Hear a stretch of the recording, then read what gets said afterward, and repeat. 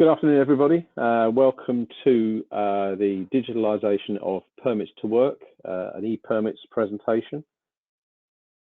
There are still people joining the webinar at this point in time, so I'm just going to wait another minute or so just to see when the numbers start to slow down and stop. So just bear with us for another minute or so, and then we'll start the webinar.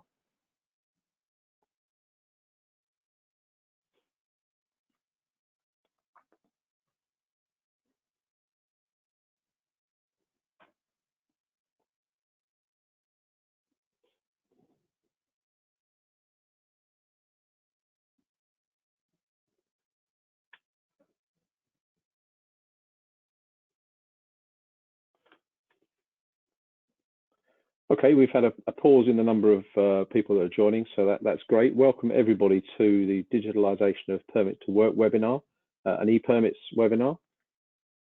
Many of you will be aware that Banyard Solutions that originally brought out e-permits is now part of the Alchemist Group, and so this presentation is now part from e-permits Alchemist. A lot of you are Alchemist customers, and this is obviously going to introduce you to the concepts of how electronic systems can actually improve the permit process in the permit system. There is a questions box. You'll have a little dashboard with regard to the session. If anybody has any questions during the presentation, please just send a question, and my colleague Neil Hartley will be accumulating these, and then we can address them at the end of the session. So please feel free to pop in as many questions as you want within the process. Okay, so we're looking at how electronic systems can improve the permit process.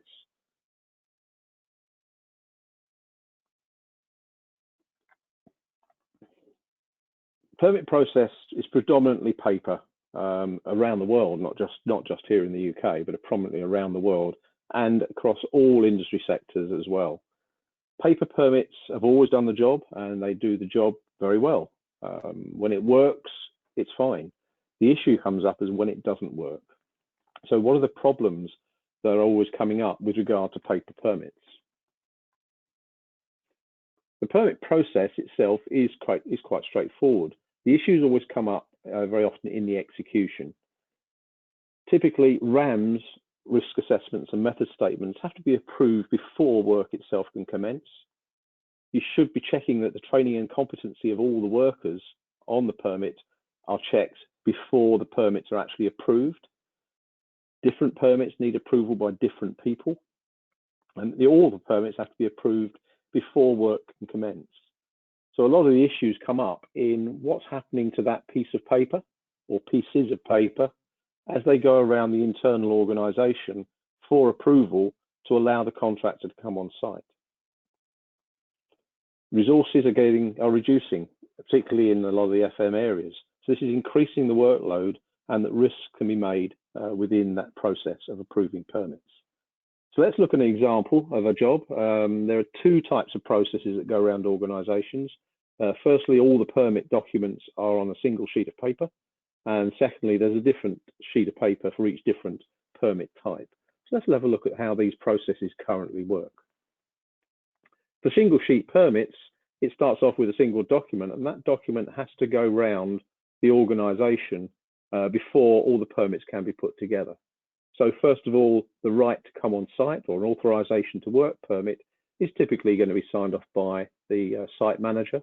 Health and safety would be involved in signing off low-risk health and safety permits, such as confined space, work at height, and then hot works permits and high-risk permits, hot works, electrical work, and so forth, may need to be approved by multiple people within the organisation. Typically, hot works might be the site manager as well. It might mean a technical authority and also someone from health and safety. So all of this has to be managed. And then when hot works are produced, very often an isolation might be required, and that's an internal permit. So a permit to work for internal people to actually modify the situation and isolate electrical equipment or isolate fire devices. And then finally, you end up with having a permit document that's ready for issue. The second process is one where it's a parallel process. There are multiple permit documents Access permits need to be signed off by the site manager. Confined space permits have to be approved again by health and safety. The hot works, the isolations, they're all separate pieces of paper, and they all need to be brought together into one bundle at the end of the process. Before we do all that, we have to check the things that we mentioned earlier on. Where are the RAMs from the contractor? I want to make sure that the RAMs are correct for the job in the process. Are the people properly trained? Everybody that's named on that permit, are they currently trained and qualified to do the job that is required? And finally, is this contractor on our approved list? So many of you may be already Safe Contractor clients. Safe Contractor handles that element within the electronic permit process, as I'll allude to later. And of course, all of this has to be done while the permit guy is trying to issue permits to queues of people at his desk, and he's under pressure from above to make sure that jobs get done on time. It's at this point where risk comes into the process. Mistakes can be made. Sometimes you might get people on site that are not properly trained and qualified because the job takes the priority. This is what electronic systems are going to try and remove from the process. So remove some of that risk. So how do electronic permits manage the process? They're only going to involve the right people at the right time through a workflow process. And that workflow process is rigid, and nothing can happen in the next step until the previous step has been done. It'll identify any non-compliances in the request stage. So if someone's not properly trained and qualified, that permit will not be allowed to be submitted. If contractors are not properly insured, again, that permit can be rejected prior to actually getting to the approval process.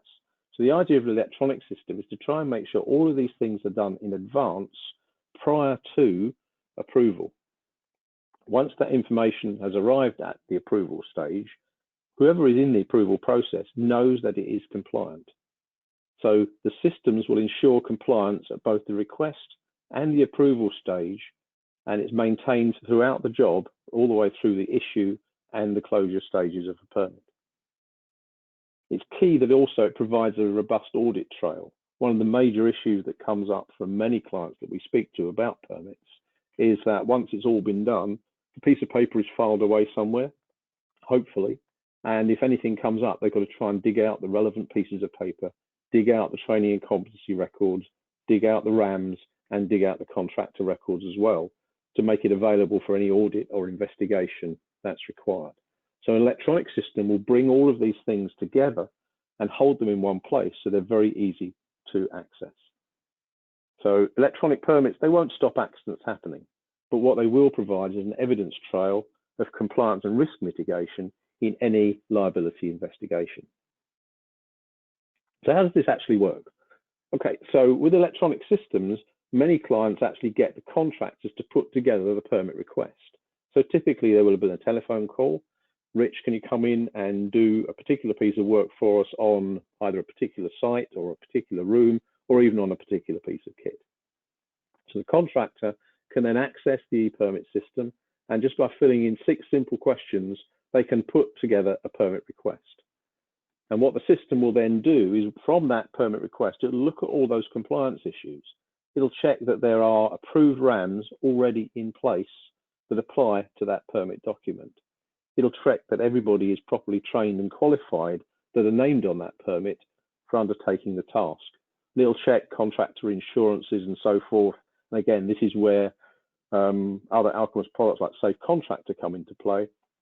They can play that part in ensuring that those contractors are approved contractors and everything is in place. And finally, PPE checks are done. Are we going to bring the right PPE on site for doing the task? Now, this is a simple workflow process, and don't worry, everybody is going to receive a recording of the webinar, so you'll be able to review this at your leisure. But in essence, with the e-permit system, there are multiple modules involved in the process. The initial one is obviously the permit workflow process, and this is the part that everybody has to have. So it will check that if a contractor is coming on site, they can create a permit and they can submit a permit. So that's basically the top row where all the answers to the modules are no. If the other compliance modules are in place at each stage, it goes through a check process. So firstly, do RAMs exist for the job? If they do, then the contractor can go ahead and carry on with the process. If they don't, then the contractor is requested to submit RAMs through the e-permit process. They will again go through their own approval process within the organisation, and once the RAMs are approved, they are then available within the system to complete the permit process. The next step would obviously be the contractor compliance, and again, this could be safe contractor in that environment. If the company details are all compliant, then yes, you can move on to the next step. If they're not, it'll warn the contractor that they need to update things like insurance before work commences. And similarly, also with the worker compliance module, this module will check all the training and competency, the inductions, eligibility to work in the UK, whatever constraints that you need to put around people coming on site can be held within the e-permit system, and make sure then that everything is compliant from that perspective.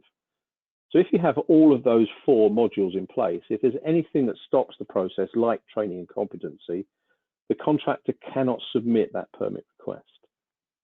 If everything is compliant, they're able to submit the permit request through e-permits, and that will then go back to the contractor, to the approvers.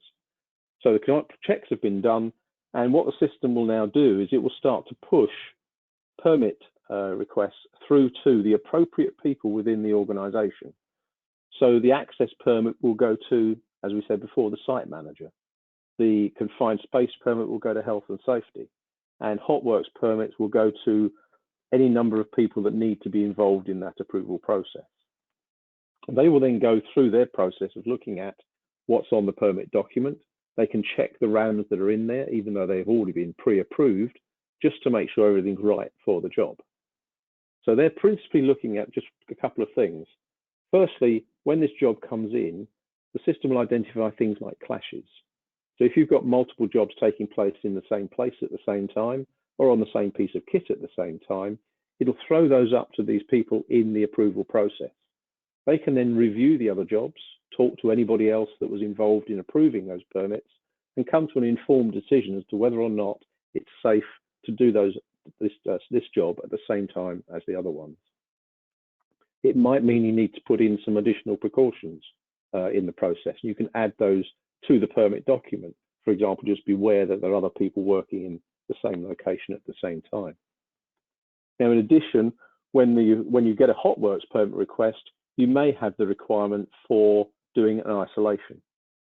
So an isolation request is created automatically within the system, so that it then can go to the internal team that will be involved in either isolating electrical equipment or fire systems, fire devices or fire panels. So in that workflow process, the system will come in, you get a compliant request from the contractor. The access permit gets approved. If there are any high-risk permits required, it'll go through the bottom row, which will then check are any isolations required. If all the high-risk permits are approved or the access permit is approved, then all of those permits are approved in one go, and they are then sent to the contractor. If any one person rejects the permit, the whole permit bundle would be rejected, and information is requested to go onto that rejection, so that contractors are then advised, yes, it's been rejected for this particular reason, please either change the date or whatever is required. So that workflow process is managed again by the electronic system, so that everything is then deemed to be approved. So now everything's been approved by everybody. What happens now is the contractor is emailed and told that, yes, you can appear at the appropriate time to do the task that's been approved. So everybody is now comfortable and confident that it's compliant. The approvers are confident that the permit request was compliant from all the training, competency, insurance perspectives, and the contractor is now assured that the client understands that that permit request is compliant, and they have also now approved that permit request, and everything has been approved. So everybody starts from a simple point that says, yeah, okay, we can now go ahead with the job. So now the contractor will actually arrive on site. So now we're talking about the actual work day itself. First of all, a PPE check can be done. So the PPE module within the permit system allows you to check PPE on the permit document. Yes, PPE is always specified on RAMs, but sometimes you may need to add additional elements of PPE, particularly at the moment with the COVID environment, or in other situations such as construction work taking place on site. So you can actually add PPE to that list, even in the approval process, that says we want to add a face mask and gloves to the PPE. You may specify that they'll be provided to the contractors when they arrive on site, and they have to wear them at all times up to their place of work before they actually don the PPE that's actually required for the job in hand. This is a very simple way of, when the contractor turns up, that they can actually be reviewing, have they got all the right pieces of equipment? So a kit check, please guys, show me you've got everything that is required on the job. The system also will go through an electronic signatures process. The electronic signatures module actually allows you to now make the whole process paperless. So using a tablet or a smartphone, approvers can issue permits, and contractors can sign acceptance of those permits actually at the point of issue. So access permits will obviously be signed off at the point, either the facilities management desk or the permit office, in advance of the contractor actually walking on site. But when you're going through things like hot works, you'll actually want to issue those permits at the place of work and actually go through a process of doing safety checks and so forth. And there is also a compliant COVID-19 compliance methodology now within the electronic signatures module that enables people not to get any closer than 2 meters by the issuer signing it off on one device, and then the contractor signing it off on their smartphone or another device that they have. So you no need to share devices, share pens, and so on through the process. This also enables remote issue and closure of permits. So we have some situations where in the banking sector, for example, they won't have an approver or an issuer actually on site at each branch for the work that's going to be done. So the work could be approved remotely. Sitting at my desk, I could approve the permit. The contractor's on site. We can go through the safety checklist with the contractor, and some of our clients do that by getting the contractor to switch on the video on the mobile phone. They'll go around the site, they'll look at the site, check the site safe. They'll go through the safety precaution checklist by ticking off everything, by showing that yes, this switch has been disabled, this has been locked, and so forth. And then that can then be signed by the contractor on site and by the issuer actually sitting at their desk in the office. So the electronic signatures capability covers all the potential options that are required for issuing permits. But what it also means is there isn't a piece of paper now floating around that needs to be managed. In a paper process, there's generally 3 copies: 1 copy at the place of work, 1 copy with the contractor, and 1 copy in the permit drawer. Now, there may be carbon copies from the one document that's there. Which is the one that gets signed? Is it the one at the place of work? In which case, how can you sign the one at the place of work when you actually arrive on site? If it's the contractor's copy, they're the ones that actually walk around the whole site and are doing the task. So it would be sensible to make sure that that's the copy that gets signed. However, at the end of the process, the contractor has to remember to hand that document back. So there's all sorts of issues about, on the paper side, about ensuring that that one copy that gets signed around the process is actually handed back, and then it can be put into the permit drawer. The electronic signatures module will avoid all of that. So now everything is now put into the electronic system. There can still be paper copies placed at the place of work, but they're no longer control copies. So the access permit is then issued. The next step would then be the ability to do dynamic risk assessments. So in examples of a dynamic risk assessment, if I'm going to be working on the roof, I may have all the health and safety training, I may have the harnesses and everything else that's required. But because of the current environment, there's heavy rain, I need to do a dynamic risk assessment or an audit and inspection capability to assess that risk before it can commence. So that can be done either on electronic or paper. Another area, a part of the Alchemist activity is where we do audits and inspections through the IEX solution. So again, if you've got that element of the product, it can be integrated within the electronic permitting process and automatically uploaded into the permit bundle. At the end of the job, you can either upload that dynamic risk assessment, or you can scan it if it's paper, and again upload it to the permit bundle for the job. But with the move to making everything electronic, linking with the capabilities of things like IEX and Safe Contractor and SIPOL within the process of RAMS generation, all add value to what can be offered from Alcumus as a whole, not just a permitting capability. So if they've been completed and they're all now uploaded within the system, at the place of work, you also have to go through things like safety checklists. So safety checklists are the areas on your permit document where you specify safety precautions that have to be checked off before the work can actually start. And in an electronic signature capability, there is the ability to tick these off as you go through the process. And once everybody is now happy that the issuer is happy and the contractor is also happy, then that permit can then be issued. So this is an example of a typical permit that comes out of the system. Here you can see the safety checklists have been done. You can see PPE lists here, safety helmet, safety boots, high-vis jacket, and you can see when it was approved, and you can see who signed it off and at what time, and then the contractor has picked it up again at what time. These here are your liability statements. So whatever you need to put onto a permit document that says, for example, for your own person, I've personally checked that everything's in place. And for the contractor, that they're going to accept the liability. They've read all of the rules. They're going to adhere to the induction process. They're going to adhere to the RAMS. Whatever you need to put into the document to ensure liability is not with you in total, that's what can go onto the system. And it's completely editable. You can put in whatever you need to put in. Same with the safety checklists. These are not standard lists. Whatever your lists are, these are the things that can go into the permit system. And they can be yes, no, not applicable. They can be mandatory if you need to set them mandatory as well. So having gone through the safety checklists electronically, we're now in a position where we can go through the actual issue process. And again, there's a workflow process within the system for that. So it checks, first of all, are the people actually on the permit present? So when it comes to the issue process for the access permit, the system will throw up and say, these are the people that are on the permit document.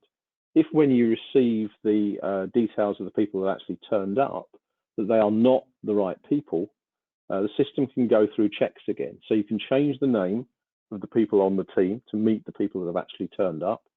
It'll then automatically check if you have that worker compliance module, whether or not these people are properly trained and qualified to do the job. If they're not, send them away. If there's an induction issue, that the new person that's come on the team hasn't gone through the induction process, again, within ePermits, you have the ability to run the induction automatically. It'll go through that process and automatically update the records within there. So in essence, what we do is we will put the induction video within the system. They can sit down, they go through the induction process, and once they've passed, they can then go into the system and it updates the records automatically. If you don't have that module, you basically, if someone turns up and they're not inducted, you go through the standard process that you currently use, which is you put the person in the room, you sit them in front of the video, they go through the process, and then before that permit can be issued, one of your people has to tick the box to say, yes, I'm happy that that person has been inducted. And again, that's audit trailed. So if, for example, they tick the box to say, yes, that person has been inducted, but they didn't go through the induction process and something happened, and it was tracked back to the fact that they hadn't been inducted, you've got the audit trail to show who it was that actually signed off that that person had been inducted. If you've got the PPE module, it'll also check whether the PPE is correct for the task. If it's not, you send the contractor away. If it is, you can then move on to issuing the permit. You can electronically sign the access permits. If there's any high-risk permits, they can be electronically signed as well at the place of work. And providing everything is okay, then permits can then be issued, and that whole permit bundle is issued. At the point of issue, you can actually email a copy of that permit document, that interim stage permit document you saw in the previous slide. goes to the contractor. So if they're challenged on site, they can just open up their phone, pull up the permit document and show that they've signed it, it's been issued by an appropriate person, and they're therefore authorised to be wherever they happen to be.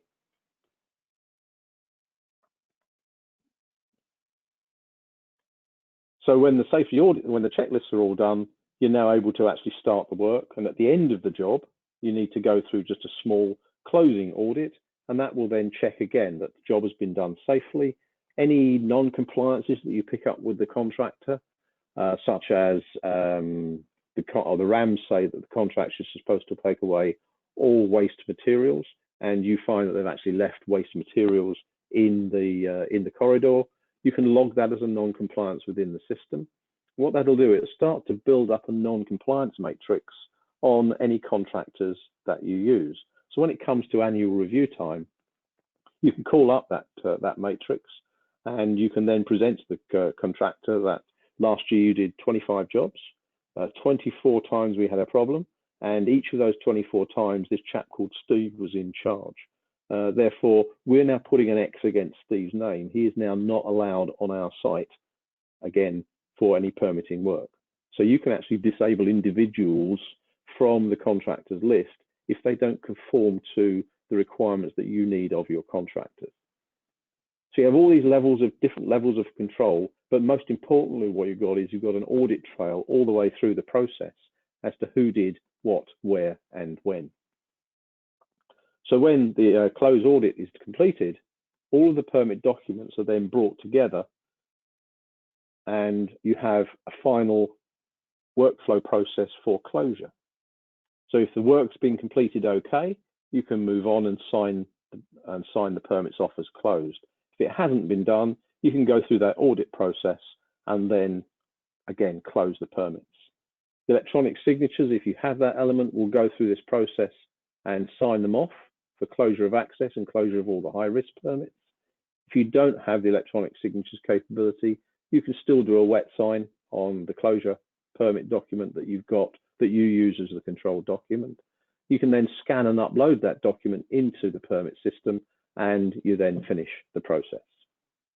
So the final document, for example, that will get put into the system would be this, which shows, again, a hot works permit with all the required details on there, safety precaution checklist ticked off, when it was approved, when it was issued, picked up by the contractor, returned by the contractor, and closed off by the authority. So this is now the document that can get audit trailed within the system. It's stored, that can be accessed through reporting. You could, for example, pull up reports that say, show me all hot works for the last 2 weeks on site. Or if you need to investigate on one particular permit, you can request that permit within the system. It'll pull down the documents and you can then review it. So you can even provide just read-only access to this to an investigator if they're coming in. So they're not necessarily just going to check on the job that where there was potentially an issue. They could also go back through records and check on any previous ones that were done. And with all of those modules in place, you know that everything is as compliant as it can be. As I said at the beginning, accidents will happen. E-permits is not going to stop accidents happening. But what it will do, it will minimize your liability within that process by proving that everything was done correctly at every stage of the process.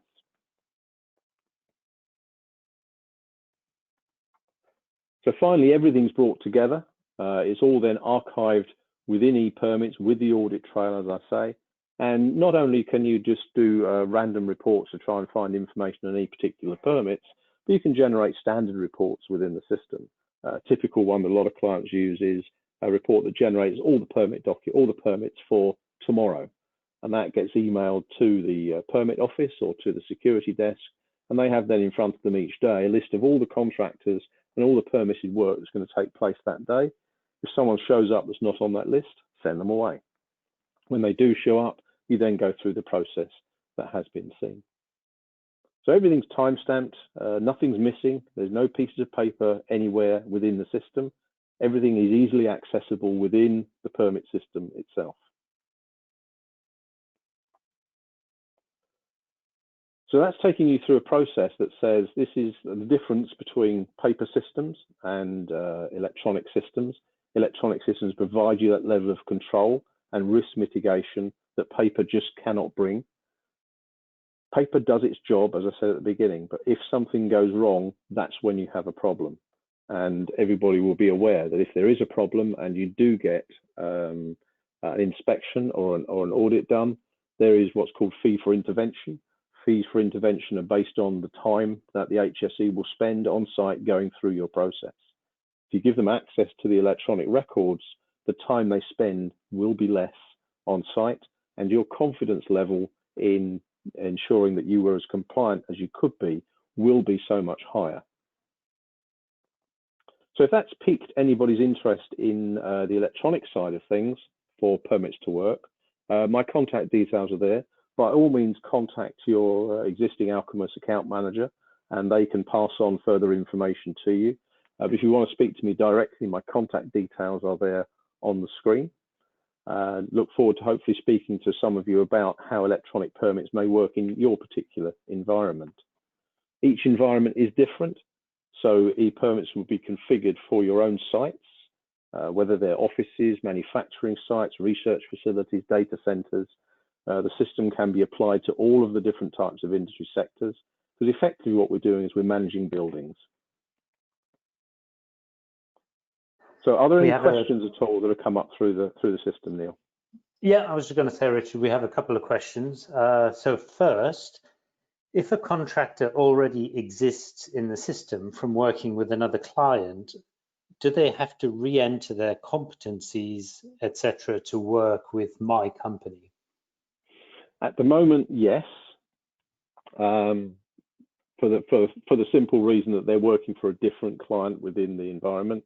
And we do have some contractors out there that work on a number of different projects.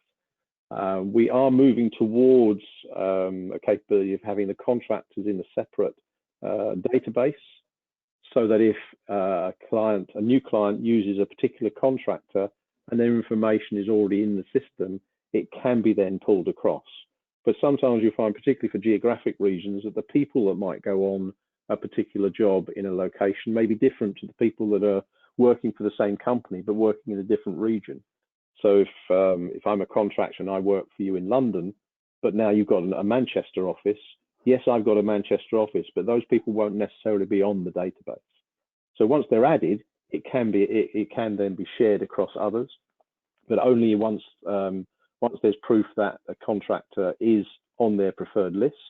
And we would then also have to contact the contractor to say, there's a new company using e-permits, company XYZ. Are you okay that we can now input your data that you've put into their system as well? Or do you want to upload the data separately yourselves? Because there are not what we call GDPR issues in the process, but obviously we need to get confirmation from the contractor that they're happy for that information to be uploaded within a new client system. So at the moment, no, but the intention is in the not too distant future to be able to have a centralized database of contractors, i.e. individuals as well as companies. Safe Contractor is obviously the central database for companies themselves, and we can provide a level of integration for Safe Contractor into the permit system, so that you don't, for example, need to take the contractor compliance module within the system that we mentioned earlier on. Very often you'll find that there are some outliers. So a client may prefer to have everybody through Safe Contractor. If you've got a particular piece of kit that's come from Romania and you have to have 2 Romanian engineers over every year to do maintenance and support on that piece of kit, they may not well be in Safe Contractor, and they may not need to be in it from their perspective. So by having the contractor compliance module, you can not only manage the main contractors through Safe Contractor, but you can also put specific individual contractors within the system, so you still have the same level of confidence about their training, competency, RAMs and everything else. Okay, thanks, Richard. And the second question was, do my contractors have to pay to access the system? No. Contractors do not pay to access the system. So systems are either site-based or enterprise-based for a client. Any contractors that work for that client can access the system if they're given access by the client. So as an example, a major bank, they've got 550 contractors. The bank pays for e-permits and they make that system available to all of their contractors. There's no pricing based on the number of users. Our view is that any system that's priced based on the number of users in the health and safety environment, there'll be some bean counter upstairs somewhere who will say, we need to save costs, I need you to cut down the number of users and cut down the number of licenses. That puts you at risk. So we license it on a site basis, and as many users as you want, 1 or 1,000,001 can access the system, but you, the client, are actually in control of who accesses the system. Lots of clients are individual companies, but we also work a lot through the major FM providers like CBRE, MIT, Mace Macro, and so forth, and they will be the ones that actually manage the system. They'll be the key users, and they can also then make client users on the system as well. So it'll be a mix of the client's contractors and the CBRE contractors, for example. Okay, that was it in terms of questions, Richard. Thank you. Okay, thanks very much. Well, so hopefully it's piqued some interest with you all. Thank you all for attending the webinar. We're going to close it off, and it will be made available to you. The recording will be made available to anybody that's subscribed to the webinar. So thanks again for your time, and I look forward to speaking to some of you fairly soon.